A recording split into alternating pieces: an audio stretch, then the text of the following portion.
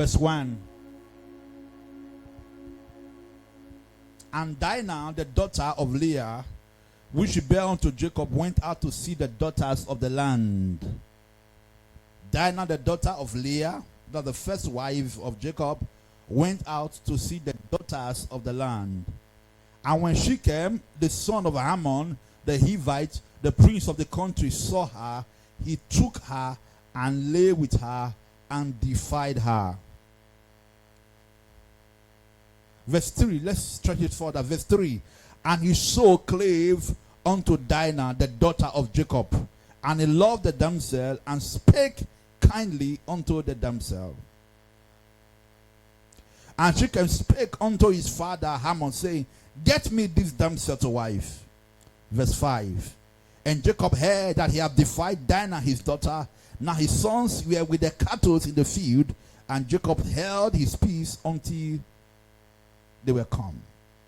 Let me stop in verse 6, though that does not really capture everything, but verse 6, let's stop there.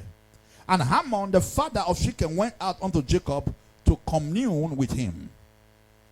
We have been on dangerous people to avoid. Last Sunday we started it, and I want to see how we can complete it out. So go and see the people of the land. He went to see the daughters of the land. From seeing the daughters, is a girl. From seeing daughters of the land, the boys of the land now saw her, a guy, and forced her and slept with her and defied her. She came back home and told her father. Her father said, let's wait for your brothers. The brothers to come back from the businesses of the day. Let's not debate on this matter. And the father of the young man who slept with her came and begged them, commune with them, and said, let us make peace. You know, you are strangers in our land. We will help you. We will give you land. We will give you cattle. We'll do business together. Your children will marry our children. Like that, we'll have peace.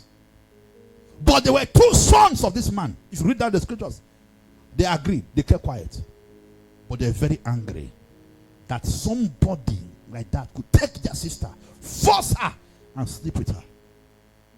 When they finished discussion, they all went. The two children kept quiet. Two of them, Levi and his brother, kept quiet. After they have gone, they woke up one day and entered their camp. They said, you slept with our sister. All the male they saw in that household, they killed them. That became another concern to them. Do you know association can bring you troubles? People around you can bring you the greatest blessings of life and the worst seasons of your life. As a matter of fact, one sign that God is changing your season is the rearrangement and adjustment of people around you. You know that season is changing. I'd like to say this to you. Before I continue and list these dangerous people, you must not keep your inner circle. Let me say this to you. Man or man is the force behind manifestation of manipulation. When you say, Lord, I want you to bless me, help me to do this, everything God will do for you will come from a man. Everything the devil will do against you will also come from the man. It will not come from spirit. It's men that will do it. Bible said men are the hands of God. So that's why you have to understand men and deal with them with wisdom from the beginning. So I share with us, number one, last Sunday, people who have loud and big mouths. Number two, I said those that have leaking mouths. When you tell them something, maybe you turn their back, they started broadcasting it. They cannot keep it. They must tell somebody. Leaking mouths. Ask them one question, they give you three answers. Number three, I said they are bickus. They keep coming and going. What's the name of this? Is it this person that writes poems? Abiku. I don't know if you can remember. Who can give me that answer? There's a poem called Abiku. So please don't mistake me. That is that kind of poem of mine. No, forgive them when they apologize. But now you have to learn your lessons. Can I say this to you? Lessons are greater than blessings. Lessons are greater than, I'm telling the truth. The greater blessing is in lessons. Forgive them, but you must learn your lesson. You can't stab me on my chest and I will allow you to come close to my head. The first one, you may escape it. The second one is what I will tell your story if you're not careful.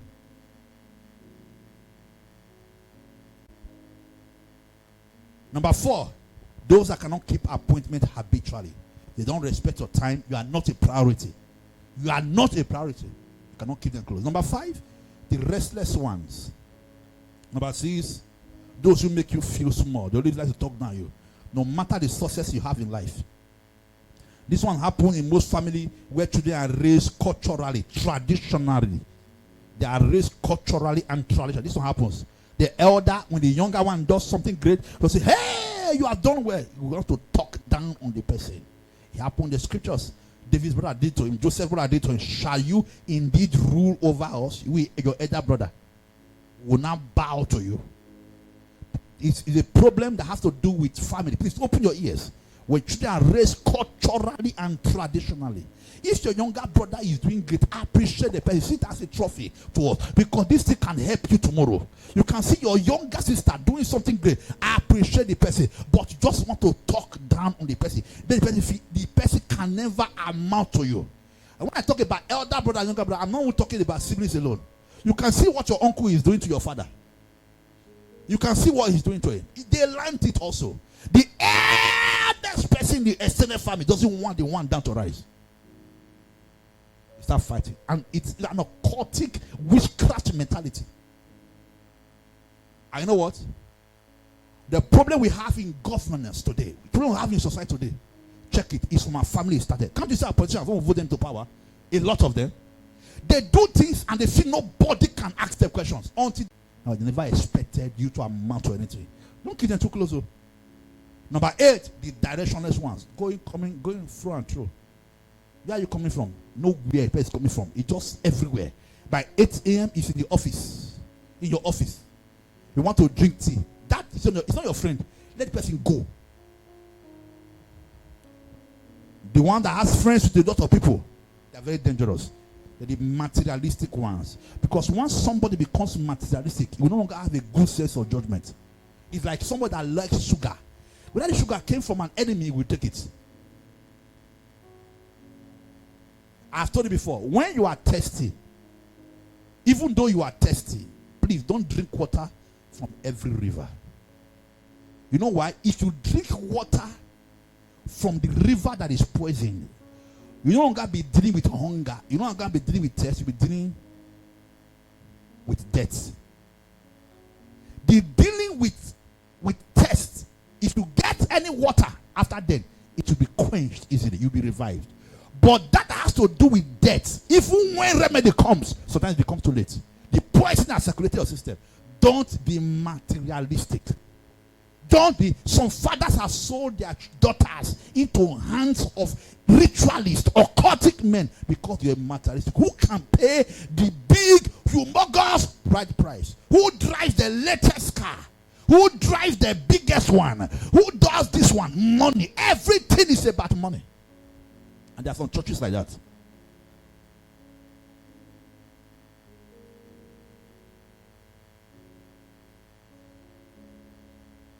And there are some members like that. Very much. They want to choose a church. They want to see who is the biggest pastor in town. The pastor that rides the best car in town.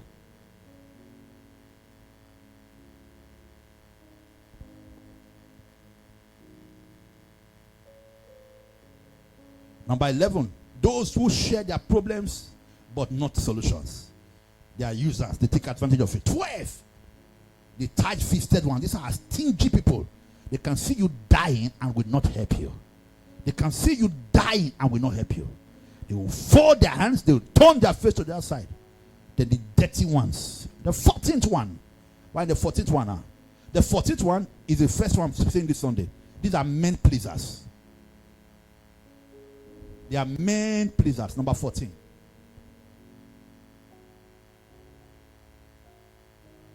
Men pleasers.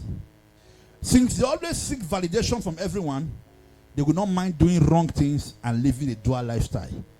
This one they want to please this one. This one they want to please this one. That with this one they want, so they live a dual lifestyle. They are not consistent. They are not sincere. They are not simple. They are not straightforward. Because they live dual lifestyle. They want to please people. You want to please. They are with this one. They want to please him. They cannot say the truth at the face of danger. They cannot. They say, if I say the truth to him now, he will not give me money. So it's better I speak lie against the one who cannot give me money. I know what he's saying is true, but let's not listen to him. Let's listen to the one that gives money. And these people, when people are men pleasers, they're also men praisers. They like to sing the praise of people, to hide them and to put them in a situation where they can favor them and forget every other thing, if it means fighting the innocent one. They say, if I say the truth now, he will turn his back on me. You're a man pleaser. And once you are a man pleaser, you cannot be a God pleaser. You cannot. Bible said you cannot please God and man at the same time. You have to choose one. You can't please the two. You can never please two of them. They are dangerous people to keep around your life. Number what now? Number 15? Huh? Okay, number 15. Those who failed in what you are trying to do. People who have failed in what you are trying to do. They are the wrong set of people to keep around your life. You are trying to do something and they have failed in it. Please, you don't need their advice. Let them keep it to themselves. Let them stay from far and watch you become great. You know why? There's a danger about it. There's a danger about it. The danger about it is that they don't have inspiring stories to give to you. They have failed and they have not tried again. They have left it. So what do they have to give to you? Accepting negativity, accepting distraction, accepting that innate desire for you to be like them. And who are they? People who are failed in what you are doing. They want to add you to the block of failures. They want to add you to the references, the referees of failures. They want to add you to the list of failures. They say, it's not all of us who have tried, we failed. Don't try. They want to come and join them. In the Bible, there's a very interesting story in 1 Kings chapter 13, verse 11. That story, the way to easily remember it, is just say the old prophet. Because in that scripture, there was a man who was an old prophet in the city. And God raised another young prophet from that city to come to that city to prophesy. In other words, this man in this city, the old prophet in that city, has failed. So God had to raise somebody from somewhere to come to this city to come and prophesy. And God gave him a very express instructions. You will go to that particular city where that old prophet is. Go to the house, the court of the king, and speak to the altar where the king is offering sacrifice. When you speak to that altar, the altar will open. Ashes will come out from the altar. And when you finish doing this thing, please do not eat in that city. Do not drink in that city. In fact, so importantly, if you follow this road, don't follow that same road when you are going. Follow a different route entirely. And the young prophet, when they see the power of God, as he was prophesying, the altar opened, split into two. Ashes came out. Power of God was seen. And this old prophet was in that city. His sons, his children saw the manifestation. They went to tell their father, there is one young prophet who came to this city where you have failed. He was talking, altar open to two. Ashes was pouring out. The father said, please get me an axe. We to go and bring it. They met the man and they told the man, please, let's go to my father's house. He wants to see you. The young prophet told the old prophet, God told me, he said, I should come to this city, fulfill my assignment and leave. Even to eat and to drink, or to follow the road I followed when I was coming, I should not do it. The old prophet said to him, no. An angel of God appeared to me and told me I should tell you that first instruction, forget about it.